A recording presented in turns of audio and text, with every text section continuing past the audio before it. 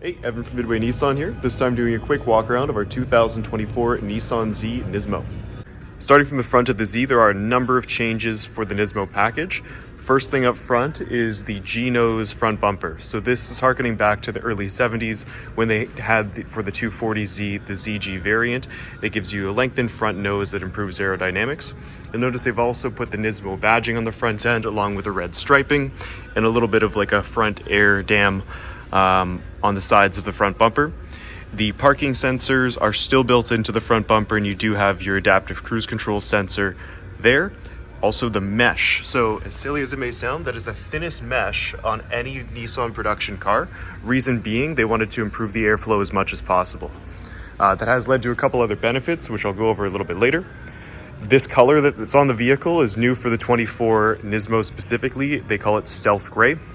You'll notice there's also a red line running all around the bottom section of the vehicle and then carried along to the mirror caps of the vehicle. These still have the Akebono brakes, slightly different badging on the brakes, so they actually write Akebono by name next to Nissan, which I think is really cool. The tires on the vehicle and wheels are also different. So the wheels are very, very similar to that of the Nissan GT-R. It is actually running the same tire compound and same branding. So this is the Dunlop SP Sport Max GT600. It's a 200 tread wear tire, so it will wear down very quickly. But if you look at the tread pattern on the vehicle, and I can tell you from feeling it with my hand, it is incredibly sticky. These are super high performance tires and would be fantastic for track use.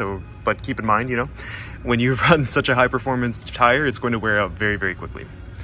Aside from that, you'll notice you have little side sill extensions, so around the wheel arches. I believe this is as part of running the bigger wheels, they had to extend the arches. That way they can fit it past the regulatory bodies, which don't let the wheels come out further than the fenders of the vehicle.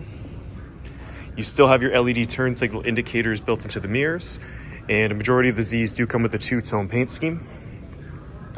Coming around to the rear of the vehicle, you'll also notice some big changes for the rear bumper.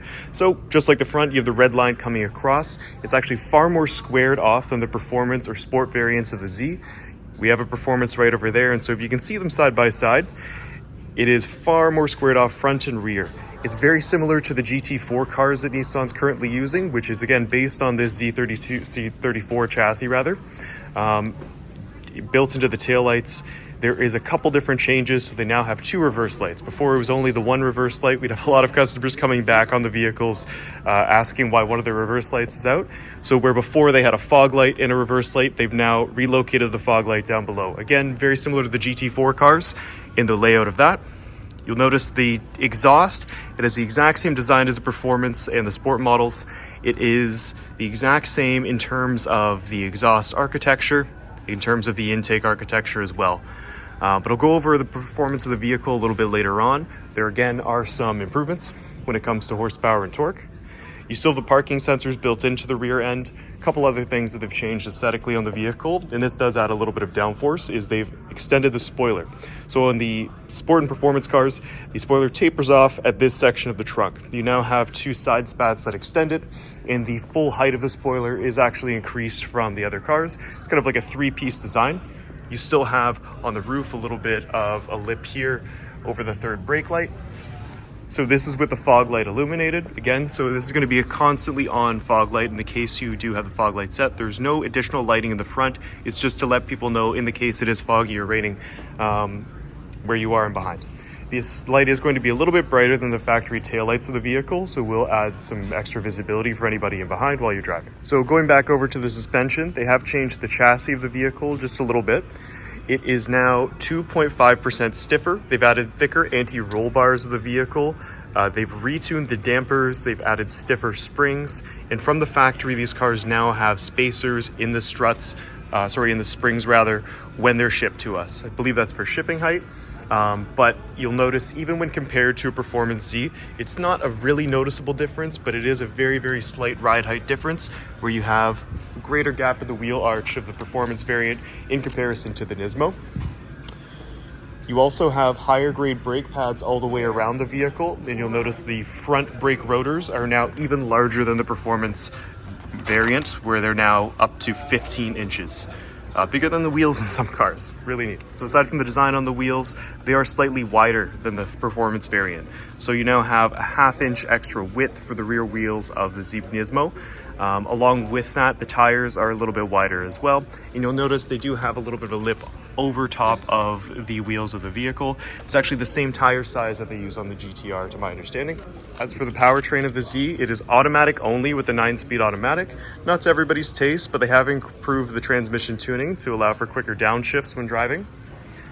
They've also improved the horsepower output. So you're now up to 420 horsepower, which is 20 more than the sport or performance models.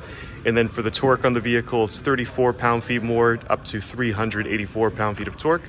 Again, that is from the factory. The tuning potential of these cars is very, very large with the VR30 engine. As for the interior, there are a number of changes as well, which I'll go over. In terms of the door card, it's the same as the performance variant. So you have the suede-like material here with the Bose sound system. The seats are now a Nismo branded Recaro. Further, you have different colors for the start button along with your drive mode selector. And there is an extra drive mode in the vehicle, which is now called Sport Plus. The steering wheel, in addition to the seats, has the Alcantara insert. So where your touch points are in the steering wheel, you now have Alcantara on each side, along with a 12 o'clock position. In the case you're doing any performance driving, this will help you align the steering wheel so you have a good idea of where it is, even if you're not looking directly at it. This vehicle otherwise has almost all the features of the performance variant, including your parking sensors front and rear, blind spot monitoring, lane departure warning, adaptive cruise control, Apple CarPlay, Android Auto. One thing you are missing is the heated seats. So as part of the Recaros, which have deep bolsters and are very thin for lightweight, you do unfortunately lose the heated seat in that case. This is the shifter for the automatic. So it again is a 9-speed automatic retuned for the Nismo specifically. You still have your Type C and Type A USB ports, all your temperature control right there. And while I can't start up the vehicle in the showroom, it does have different animations for engine startup than the performance or sport vehicles. You'll notice all along the gauge cluster as well, which is still the 12-inch screen.